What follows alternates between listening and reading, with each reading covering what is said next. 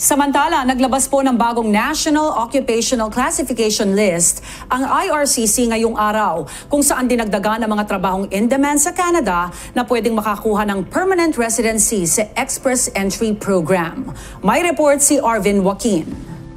Mas pinalawak na daan sa permanent residency ang anunsyo ng Immigration, Refugees and Citizenship Canada o IRCC sa bagong National Occupational Classification o NOC 2021 na inilabas Miyerkules. Mas pinalawak ng Canada ang listahan ng mga trabahong pwedeng magpasa sa ilalim ng Express Entry o ang online system na ginagamit sa immigration application ng skilled workers. For today's video ay pag-uusapan po natin ang 4 na bagay patungkol sa permanent residency dito sa Canada. Number 1, ano ang mga bagong idinagdag na in-demand job na pwede nang makapag-apply ng permanent residency sa Express Entry? Number 2, ano ang 3 occupations that will become ineligible? Number 3, bakit merong category-based selection na ngayon? And last, number 4, paano paghandaan ang PR app para sa mga nagbabalak na mag-Canada at maging permanent residents din?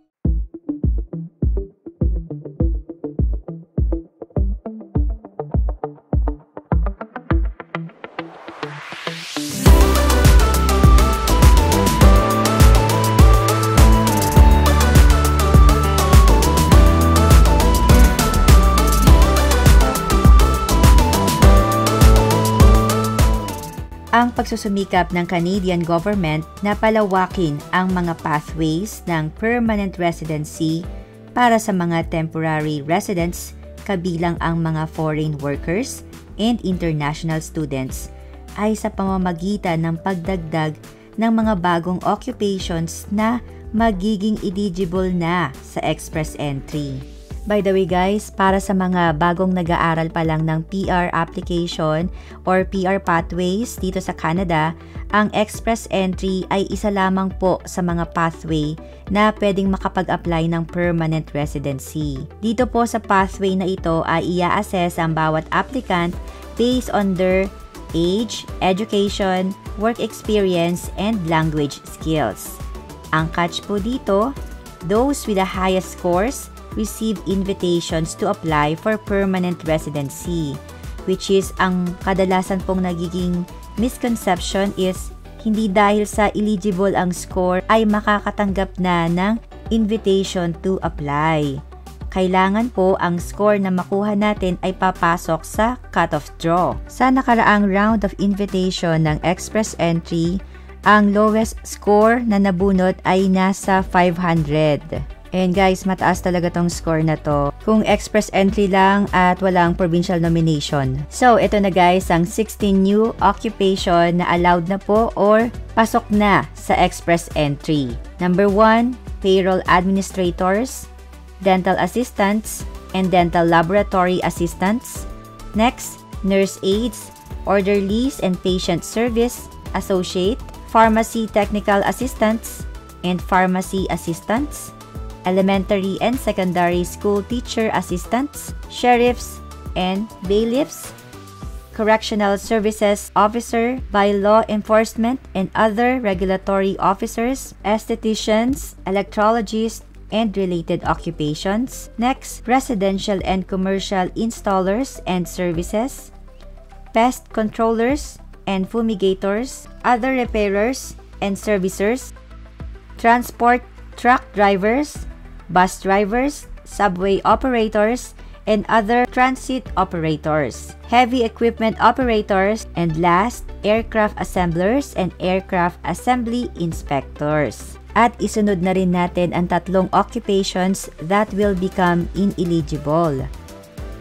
Kasama po dito ang other performers.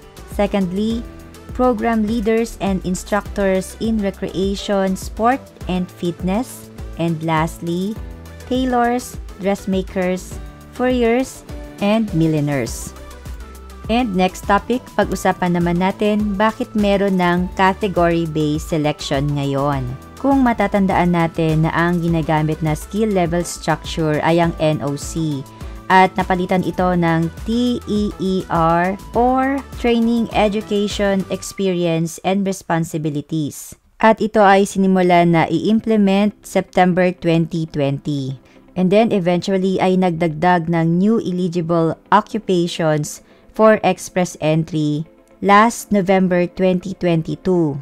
And then May 31, 2023 ay nag-announce ng category-based selection. And sa observation ko ay naghanda na talaga ang immigration ng Canada for this kind of changes for express entry. And this is mainly ang lahat ng effort na ito ay para ma-cure ang labor shortage dito sa Canada. And they are targeting this specific job na kung saan kulang dito sa Canada. Sa ngayon po ay nasa advantage part dahil sa priority ang mga nasa healthcare occupation, STEM or science, technology, engineering, and math occupations, trade occupations, agriculture, and agri-food occupations. And last but not the least, priority rin po ang mga French language candidates. But again, score will still matter pa rin po since meron pa rin pong competition. So, magiging importante pa rin po ang inyong overall CRS score. By the way guys, sa usapang PR application ay may mga nagawa na po akong videos. And feel free to visit these videos na lang po at napaliwanag natin doon. At idagdag ko lang din sa PR requirements ay kasama po ang language test and education credential assessment. And I would highly suggest na unahin po natin ang ICA kasi mas matagal po ang processing nito. Pero 5 years validity naman siya. At sa language test, mapa CELPIP or IELTS ay merong 2 years validity. And last topic, paano paghandaan ng PR application para sa mga temporary residents kasama na ang students or foreign workers. At bago ko po sagutin yan, sa mga bagong viewers po ng aming channel, please consider subscribing. We feature videos about student process, work permit, visitor's visa application, immigration topics, and life here in Canada. So going back, paano ba natin mapaghahandaan ang PR application natin? Number 1, educate yourself with the different pathways. Marami po ang pathway dito sa Canada at iba-iba rin ng requirements. Nandito po ang Express Entry, Provincial Nominee Program, Family Sponsorship, Atlantic Immigration Pilot Program, Rural and Northern Immigration Pilot, Startup Visa, Agri-Food Pilot, and Caregiver PR programs. So, maganda po na bisitahin natin ang mga information sa canada.ca at makikita po ninyo doon ang mga requirements ng iba't ibang PR pathway na ito. Number 2, alamin po natin ang NOC natin ngayon pa lang dahil ito po ay napaka-importante sa pag-a-apply ng PR application. Our NOC should match our job description. And another way na mapaghandaan natin ang ating PR application is get your estimated CRS score using the CRS calculator. Ilalagay ko po sa description box below ang link para mabisita po ninyo ang CRS calculator and this will give you a good standing point kung okay ba kayo for express entry.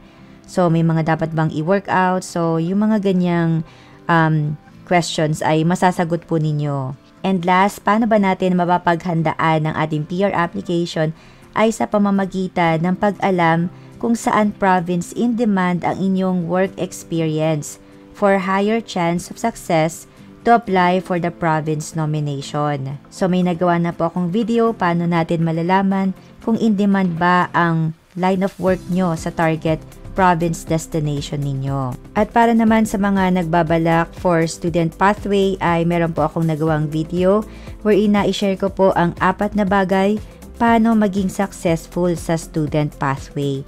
So kami rin po personally ay ito ang naging pathway namin para magbigay daan sa aming permanent residence. At kung di pa po ninyo napapanood, bisitahin nyo lang po ang link sa comment section at na-share po namin yung timeline mula nang dumating kami sa Canada hanggang sa naging permanent residence na kami.